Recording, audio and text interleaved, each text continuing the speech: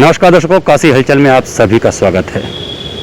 क्या आप सभी जानते हैं कि आज भारतवर्ष में रहने वाले हम, आप और अन्य जो लोग हैं वो किसके वंशज हैं?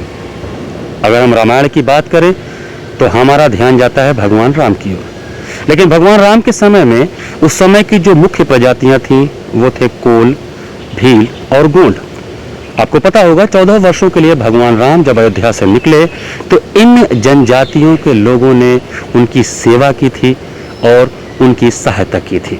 अगर हम कोल जनजाति की बात करें तो उसमें थे गुह निषाद, जो कि निषादों के राजा थे और जिन्होंने भगवान राम में अनन्य भक्ति की और वो भगवान राम के परम मित्र बने और उनको अपनी नाव पर बैठाकर उन्होंने पार करवाया था। दूसरी बात करें अगर भील जनजाति की, तो भील जनजाति की जो सबसे बड़ी पूर्वज मानी जाएंगी वो थी सबरी, जिनके जूठे बैर को खाया था भगवान राम ने। इसके अलावा अगर हम बात करें गोंड प्रजाति की, तो गोंड प्रजाति के लोग जब भगवान राम माता सीता की खोज में निकले थे तो जंगलों में जो प्रजातियां थीं उन्होंने उनकी सहायता की थी। तो अगर रामायण काल की बात करें अर्थात त्रेता काल की बात करें तो त्रेता युग में एक भगवान राम, एक ये 3 प्रजातियां और अन्य जनमानस। आज के भारतवर्ष में जितने भी मनुष्य हैं उन मनुष्यों के अंदर इन तीनों ही लोगों के जीन्स पाए जाते हैं। ये कितना सही है, इस विषय पर बात करने के लिए आज हमारे साथ बीएचयू के जंतु विभाग में कार्यरत genome scientist professor Gyaneshwar Chaubey ji हैं। आइए हम उनसे बात करते हैं और हम समझते हैं कि हम आज के जो मनुष्य हैं वो इन तीनों लोगों से किस तरह से मेल खाते हैं। नमस्कार, बहुत बहुत स्वागत है आपका। काशी हलचल के सभी दर्शकों को मेरा नमस्कार जी। फिर एक बार मैं लगातार नमस्कार कर रहा हूँ आप लोगों को और मैं बहुत उत्सुक हूँ आपके सवालों का जवाब देने के लिए जी। और मैं पूरी कोशिश करूँगा कि आपके सभी सवालों का मैं जो है जवाब दे सकूँ। ज्ञानेश्वर जी, अगर हम भारत देश की बात करें तो इंडस वैली एक सभ्यता आती है और ट्राइब्स आते हैं और गंगा प्लेटू, इस तरह के 2-3 तरह की चीज़ें आती हैं जिससे मिलके भारतवर्ष में रहने वाले निवासियों का पूरा ये मजमा बना हुआ है। रामायण काल के लोगों का आज के भारतवर्ष में रहने वाले लोगों के बीच का जो संबंध है वो कैसे आप डिफाइन करेंगे और क्या कारक हैं इसके? देखिए, रामायण पे जो हमने रिसर्च करने के लिए सोचा तो हम लोगों का ये था कि रामायण काल में जितनी भी जातियाँ वहाँ मेंशन की गई हैं, क्या जो आज के डेट में भी, जैसे हमने ट्राइब्स को पहले यहाँ पिक किया, कोल, भील और गोंड, ये तीनों ट्राइब्स रामायण में कई जगह मेंशन है। उसके बड़े अच्छे कैरेक्टर्स भी हैं जिन्होंने एक बड़ा ज़बरदस्त रोल प्ले किया है रामायण में। और उस समय ऐसा भी नहीं था कि ये वहाँ अछूत थे और ये लोग एक तरीके से पूरी तरह मिक्स थे सोसाइटी के अंदर और बिना इनके एक तरीके से रामायण की कहानी पूरी ही नहीं मानी जाएगी। तो और आज के भी डेट में आप देखें तो बहुत सारे रीजन्स में इंडिया के सेम ट्राइब्स, और वो ये भी बोलते हैं कि हम उनके ही जो है वो प्रिकर्सर्स हैं और हम ही लोग के जो एंसेस्टर थे वो लोग थे। लेकिन अभी तक इसका कोई प्रमाण नहीं था। तो हम लोग पहले जा कर के उन लोगों से बातचीत किए, फिर उन लोगों ने बड़ी खुशी जताई कि आप लोग अगर इसके बारे में कोई जेनेटिक्स करना चाहते, क्योंकि डीएनए जो है वो हमारे लाखों साल का पुराना का इतिहास बता सकता है कि हम आप या ये हम लोग एक दूसरे के साथ कितने हज़ार साल पहले हम लोगों के कॉमन एंसेस्टर थे। तो रामायण में भी हम लोग इन तीनों ट्राइब्स के बारे में अध्ययन करना शुरू किए और आपको यह जान के आश्चर्य होगा कि जब हम लोगों ने पहला पेपर पब्लिश किया तो इसमें तीनों ट्राइब्स पे एक सिंगल पेपर था। फिर हमको समझ में आया कि नहीं, हर एक ट्राइब पे एक पेपर चाहिए और ऐसा करते करते जी कोल भील के लिए अलग, इवन गोंड पे 2 पेपर हम लोगों ने पब्लिश किए। फिर भी अभी भी उसमें बहुत काम बाकी है और हमें लगता है कि कम से कम 20 से 25 पेपर खाली जो रामायण की तीनों ट्राइब्स हैं उनका कल्चर है उसके ऊपर ही पब्लिश हो जाएंगे जी। तो ज्ञानेश्वर जी, अगर हम इन 3 प्रजातियों की बात करें, कोल, भील और गोंड, तो जैसे सबरी जी एक कैरेक्टर हैं जिनके जूठे बेर भगवान राम ने खाए थे। केवट एक कैरेक्टर हैं जो कि परम मित्र भगवान राम के थे।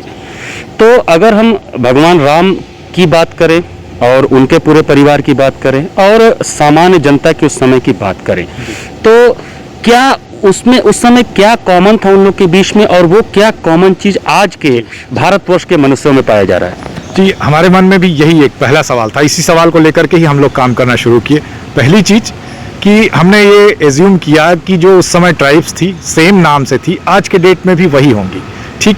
लेकिन अगर आज में और भी जातियां भी एग्जिस्ट करती हैं आज के समय, उनके आसपास भी या उनके अगल बगल भी 100-200 किलोमीटर में बहुत सारी जातियां हैं।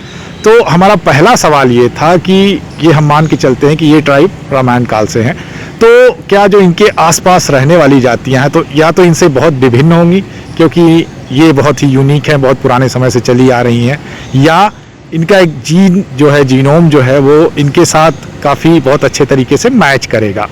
यही सवाल हमने जब लेकर के काम करना शुरू किया तो सरप्राइजिंगली हमको एक जो है, जैसे बोलते हैं कि फाउंडेशन, तो हमको पूरे भारतवर्ष का, चाहे वो भारत में किसी भी कोने में किसी भी व्यक्ति को आप उठाएंगे, और एक बहुत बड़ा, एक बहुत ही आश्चर्यजनक बात ये है कि आप अगर भारत के किसी भी 2 जगहों से 2 व्यक्ति को उठा लेंगे तो उनको, उनकी भाषा को, एक दूसरे को अगर वो दोनों लोग समझ रहे हैं तो इसका चांस जो है इवन 5% से लेकर के 50% तक हो सकता है। लेकिन अगर आप जीन्स की बात करें तो भारत में कोई भी 2 व्यक्तियों को उठाएंगे, वो कम से कम 30 से 40% उनका जीन आपस में मैच करेगा, और उससे लेकर के 100% मतलब 99.99% 100% तक मैच कर सकता है। तो इस केस में हमने देखा कि जो बेसिक स्ट्रेटा है, जो कि आउट ऑफ अफ्रीका, जैसे अफ्रीका से अगर मानव निकल के आया, जैसा अभी तक बिलीव किया जाता है, मॉडर्न ह्यूमन जिसके संतान हम लोग हैं, तो वो लोग अगर आए और भारत में वो लोग प्रतिस्थापित हुए, तो उन लोगों का जो जीन था वो आज भी हमारे अंदर, आपके अंदर कोई भी व्यक्ति भारत में ऐसा है ही नहीं जिसके अंदर वो जीन ना पाया जाता। तो हमारा वो बेसिक फाउंडेशन है। इसलिए हमने ये भी कहा कि हम लोग एक थ्रेड से बंधे हुए हैं। भारत के किसी भी कोने में बैठा हुआ आदमी, उसको पता भी नहीं है कि वो जेनेटिकली जो है वो किसी भी आदमी से, जो नॉर्थ में बैठा हुआ है वो साउथ में किसी भी व्यक्ति के साथ बहुत ही स्ट्रांगली कनेक्टेड है, और यही हमारा जेनेटिक फाउंडेशन बनाता है। तो ज्ञानेश्वर जी, जैसे जीन्स के मामले में देखा जाए तो जो त्रेता युग, आज से काफ़ी प्राचीन बात है ये, और ये जो 3 प्रजातियों की आपने बात की वो उससे भी पहले से एग्जिस्ट कर रहे थे। जैसे 5000 साल पहले इंडस वैली के लोग थे, और 60,000 वर्षों पहले से ये तीनों प्रजातियों की बात हो रही है। तो इन तीनों का मिश्रण कैसे हुआ होगा? ये मतलब जेनेटिकली ये कैसे, क्या एक दूसरे के संपर्क में आने से हुआ या क्या हुआ, ये बताएं। जी देखिए, जब ये थियरी दी गई है कि आदमी जब मूव किया आउट ऑफ अफ्रीका तो एक्सप्रेस मॉडल था, मतलब कि हम चलते चले गए और जो लोग जहाँ रुकना था कुछ लोग रुकते चले गए, तो जो लोग रुकते चले गए वही वहाँ एक्सपैंड किए, ठीक है, उनकी संतति होती चली गई और धीरे धीरे धीरे बहुत ज़्यादा नंबर में हो गए। फिर जो दूसरा, मान लीजिए 2 ग्रुप 2 जगह रुका, एक नॉर्थ में रुक गया, दूसरा साउथ में रुक गया, एक ईस्ट की तरफ रुक गया। ये सारे ग्रुप एक समय तक तो आपस में ही उनकी शादियाँ होती रही, फिर एक्सपैंड किए और फिर आपस में भी एडमिक्सचर हुआ उनका। जैसे कि अगर हम गंगा प्लेन पे रहने वाले, जैसे हम आप लोग हैं, गंगा प्लेन पे रहने वाले लोगों का हम देखें तो हम लोगों के पास जो जेनेटिक एंसेस्ट्री है इंडस वैली वाले लोगों की है, क्योंकि सिंधु घाटी की सभ्यता खत्म हुई। क्यों खत्म हुई, इसके बारे में बहुत सारे क्वेश्चंस हैं, लेकिन जो सिंधु घाटी की सभ्यता जब खत्म हुई तो ये हमने जेनेटिकली भी देखा है कि वहाँ से लोग माइग्रेट करके गंगा प्लेन में आए और गंगा प्लेन वाले लोगों के साथ मिक्स हुए। और हमारे भारत की ये संस्कृति रही है कि कोई भी कहीं से आता है, जैसे आप पारसी लोगों की बात करें, 7-8 लोग आए थे जो है वो ईरान से, उनको भी हमने जगह दी। उसके बाद जूइश लोग थे, उनकी भी वहाँ स्थिति खराब थी, वहाँ से निकल करके वो लोग आए, उनको भी हमने जगह दी। सिद्धी लोग जिनको कि पुर्तगीज लोग लेके आए, जो अफ्रीकन ट्राइब्स थे, उनको भी हम लोगों ने जगह दी। तो भारत एक तरीके से एक मेल्टिंग पॉट जिसको हम बोलते हैं, कि जहाँ जो लोग भी आते चले गए वो यहीं आकर के एडमिक्स होते चले गए। और हम लोगों ने एक जो भारत की जैव विविधता है, वो जैव विविधता भारतीय वालों के बड़े दिल की वजह से है, ना कि भारत में बहुत सारे माइग्रेशंस की वजह से है। हमने सबको साथ में रखा, सबको इंटरमिक्स किया और सबके साथ हम जो है वो बड़ी आसानी से रहे। और इसीलिए हमारे लिए बड़ा सरप्राइजिंग था कि जो ट्राइब्स जो जीन रखते थे वो जीन सभी लोगों में पाया गया, एक बेसिक स्ट्रेटा बना। उसके अलावा जो गंगा प्लेन का अपना जीन था, उसके अलावा जो इंडस वैली से जीन आया, तो ये सारे मिक्स होके जो इंडिया की बहुत यूनिक पॉपुलेशन का एडमिक्सचर एक जीन बनाते हैं, जीन पूल बनाते हैं, वो बहुत ही यूनिक है। और अभी हम देखें तो बहुत सारी छोटी छोटी जातियों में हम बटे हुए हैं, फिर उनमें आपस में ही शादियाँ होती हैं। तो इसको लेकर के एक हमारा जो बहुत ही क्या बोलते हैं जिसको क्या एक जेनेटिक यूनिक सिग्नेचर जिसको हम बोल सकते हैं, वो वर्ल्ड में कहीं नहीं है। इवन अगर आप यूरोप की बात करें, यूएस जो अब 17-18 हज़ार साल पहले ही जस्ट पॉपुलेट हुआ, तो वर्ल्ड में ऐसा कोई जगह, हर जगह पॉपुलेशन रिप्लेसमेंट हुआ। कोई एक जाति रह रही थी, फिर कोई अगली जाति आई, उसने इसको पूरी की तरीके से नस्तानाबूद कर दिया और फिर रहने लगी। लेकिन भारत के साथ ये हुआ कि इसका जो जीनोमिक स्ट्रेटा था, एक बार ये फाउंडेशन हुआ तो वो फाउंडेशन कोई हिला नहीं पाया, कितने भी आक्रमण हुए, लेकिन ये फाउंडेशन खत्म नहीं हुआ। दर्शकों, हम आपको बताते हैं जो जीन्स के बारे में बात हो रहा है, जीन्स क्रोमोसोम में पाए जाने वाले वो तत्व होते हैं जो एक पीढ़ी के गुणों को दूसरे पीढ़ी में ट्रांसफर करते हैं।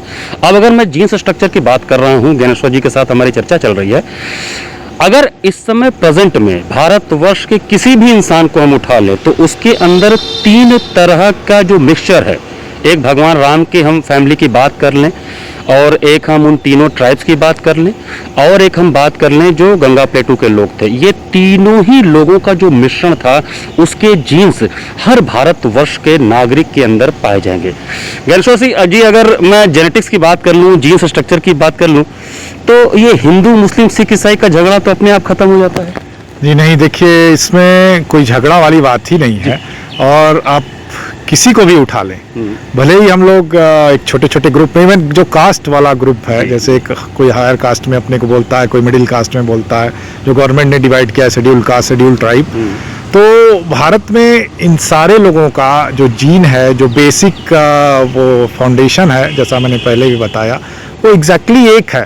तो हम लोग सारे लोग एक तरीके से बोला जाए तो एक ग्रुप की संतति है जो सबसे पहले भारत आया, इसमें कोई दो राय नहीं है। हाँ, अब देखिए इसमें क्या होता है कि अगर हम दो ग्रुप को अलग अलग काफ़ी दिन तक रखें तो उनमें म्यूटेशन होगा, और वो म्यूटेशन उनको एक यूनिक तरीके का जेनेटिक प्रोफाइल प्रदान करेगा। ठीक है, जैसे देखने में अलग लगेंगे, वो उनका कद काठी अलग हो जाएगा, उनका लाइफस्टाइल अलग होगा। तो ये सारी चीज़ें उस आदमी के लिए बहुत मायने रखती है, उस ग्रुप के लिए बहुत मायने रखती है। पर हमें ये मान के चलना है कि कोई भी भारतवंशी किसी भी कास्ट का हो, हिंदू हो, मुस्लिम में भी हम लोगों ने देखा है, 2-3 स्टडी हम लोगों ने की है, पब्लिश भी की है, कि मुस्लिम में ज़्यादातर लोग जो है वो कन्वर्टेड हैं, और ज़्यादातर लोगों के पास जो डीएनए है वो भारतीय ही जीन है, और उनका जीन या डीएनए जो भी है वो भारतीय है। और ईसाई लोगों में देखें तो ईसाई लोग जो थे वो आज के डेट में 60% जो है इंडियन है, और 40% जो है वो, अगर हम माइटोकॉन्ड्रियल डीएनए के मैटरनल एंसेस्ट्री के हिसाब से देखें, और अगर हम पूरे जीनोम के हिसाब से देखें तो ईसाई लोग 25% इंडियन है, मतलब 25% उनकी इंडियन एंसेस्ट्री है, यहाँ आने के बाद उन्होंने एक्वायर की, और उनका 75% जो है वो ईरान से आया हुआ है। तो इसी तरीके से हमारे पास बहुत सारी जातियाँ हैं, और सारी जातियाँ लेकिन वो मिक्स्ड हैं, और जेनेटिकली भी मिक्स्ड हैं, और कल्चरली भी मिक्स्ड हैं। धन्यवाद ज्ञानेश्वर जी। तो दर्शकों, हम अपने संस्कृति और अपने रहन सहन के हिसाब से अपने आप को कुछ भी मान लें, हिंदू मान लें, मुस्लिम मान लें, सिख मान लें, ईसाई मान लें, किसी भी प्रजाति का मान लें, लेकिन अगर जेनेटिक्स या साइंस की भाषा में बात करें तो हमारे सब के अंदर जो भी भारतवासी हैं उनके अंदर वही जीन्स पाया जाएगा जो त्रेता युग में भगवान राम और उस समय की जो जनजातियाँ थी, जो ट्राइब्स थी, उनके अंदर था, और जो गंगा प्लेटू के लोग थे। ये तीनों मिक्सचर की जो जीन्स हैं वो आज भारतवर्ष के हर इंसान के अंदर पाया जाता है, और इसीलिए भारत देश को अनेकता में एकता का देश कहा जाता है। नमस्कार।